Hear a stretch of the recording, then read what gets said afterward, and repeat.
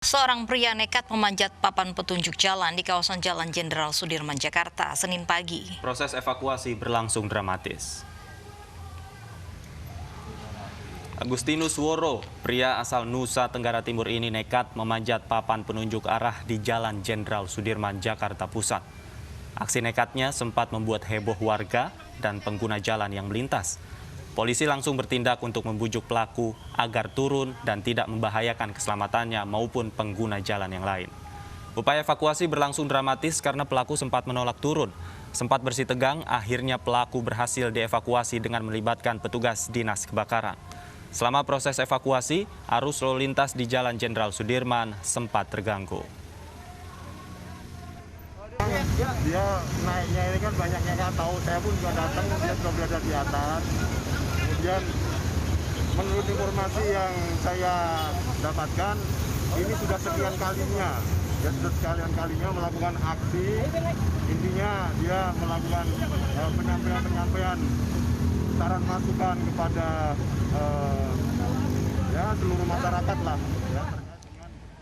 Direktorat Lalu Lintas Polda Metro Jaya menyiapkan rute penggalian arus lalu lintas guna mengantisipasi adanya aksi unjuk rasa tolak Omnibus Law Undang-Undang Cipta Kerja di Jakarta. Titik penggalian arus lalu lintas disiapkan di beberapa kawasan yang mendekati Istana Negara. Untuk rekayasa lalu lintas yang di arah Istana, saya pikir sama seperti unjuk rasa sebelumnya. Nanti penutupan dari arah Patung Kuda menuju ke Harmoni dan juga sebaliknya, dan dari arah Gambir yang menuju ke Istana. Namun untuk yang dari Jalan Gambir menuju ke Istana, itu saat ini sudah ditutup, seluruhnya diarahkan ke arah Istiqlal, ke arah Jalan Perwira. Untuk yang Harmoni dan yang Patung Kuda ini tinggal tersisa satu lajur, ditambah lajur busway untuk digunakan masyarakat umum. Penutupannya nanti situasional melihat kalau memang ada massa sudah berkumpul, terutama dari massa buruh. Pemirsa, aksi unjuk rasa akan digelar para buruh yang tergabung dalam 32 konfederasi. Mereka akan menuntut kenaikan upah buruh 2021 dan mengajukan judicial review ke Mahkamah Konstitusi terkait Undang-Undang Cipta Kerja. Para buruh yang tergabung dalam 32 konfederasi akan menggelar aksi unjuk rasa dan berkumpul di kawasan Patung Kuda, Jakarta Pusat. Masa ini juga nantinya akan menuju Istana Negara dan Mahkamah Konstitusi untuk menolak Omnibus Law Undang-Undang Cipta Kerja. Mereka juga menuntut kenaikan upah buruh tahun 2021 dan mengajukan judicial review ke Mahkamah Konstitusi terkait Undang-Undang Cipta Kerja. Penjagaan telah disiapkan dari TNI dan Polri serta antisipasi penutupan jalan akan dilakukan. Dan kita akan bergabung dengan rekan Nadia Raisa di kawasan Patung Kuda untuk mengetahui informasi terkini unjuk rasa buruh di sana. Nadia, apakah buruh sudah mulai berkumpul di kawasan Patung Kuda, Nadia? Ya, Davi dan juga Lovi, para massa buruh ini sudah berkumpul di area Patung Kuda dan tadi sempat bergerak dari depan Irti Monas memutari Patung Kuda mengarah ke Mahkamah Konstitusi. Mereka saat ini sedang melakukan orasi sambil menunggu dibukakan jalur oleh pihak kepolisian menuju ke Mahkamah Konstitusi untuk menyerahkan berkas gugatan uji formil dan juga uji material terhadap Undang-Undang Cipta Kerja ke Mahkamah Konstitusi.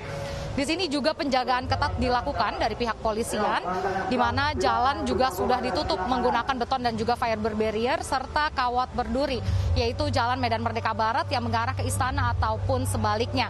Selain itu juga di sini ada kendaraan pengurai massa yang disiapkan oleh pihak kepolisian sebagai antisipasi, dan massa buruh diperkirakan mencapai 1.500 orang.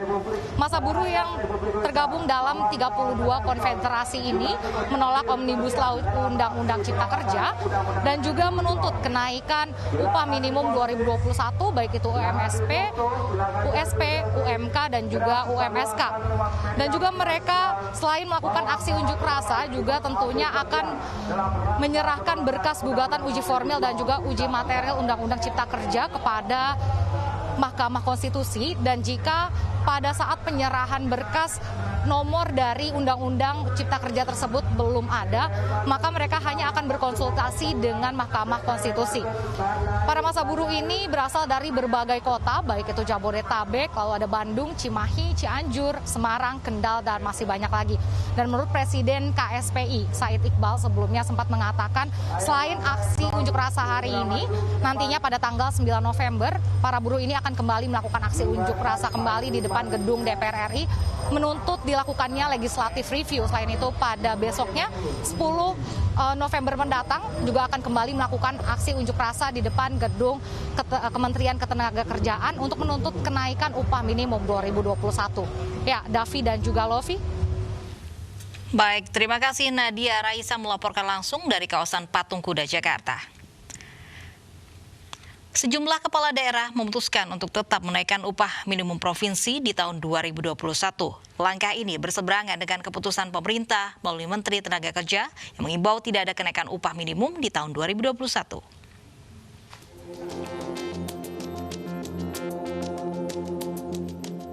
Gubernur Jawa Timur Kofifa Indar Parawansa akan menaikkan upah minimum provinsi di tahun 2021. Kenaikan UMP Jawa Timur sebesar 5,56% atau Rp100.000 dibanding UMP Jawa Timur tahun 2020. Kebijakan ini diambil setelah melalui berbagai perhitungan yang cermat. Akhirnya diputuskanlah bahwa ada kenaikan UMP senilai Rp100.000 itu setara dengan 5,65% dari UMP existing. Jadi UMP existing adalah 1.768.000 naik 100.000 sehingga UMP 2021 kami putuskan 1.868.777 rupiah.